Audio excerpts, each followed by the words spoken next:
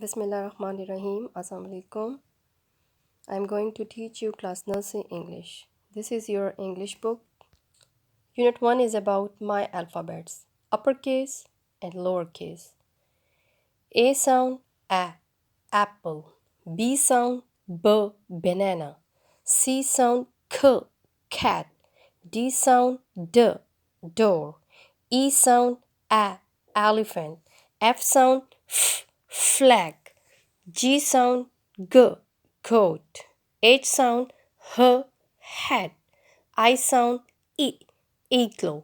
J sound J, jug. K sound K, kite. There is difference in sound C and K. C sound K and K sound K. L sound L, lion. M sound M, mat. N sound N, nest.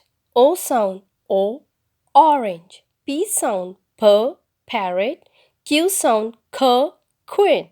R sound R, rabbit. S sound snake. T sound T, tap. U sound A, umbrella. V sound V, van. W sound W, window. There is difference in sound V and W. V sound V and W sound W. X sound S, X-ray. Y sound Y, yo-yo. Z sound Z,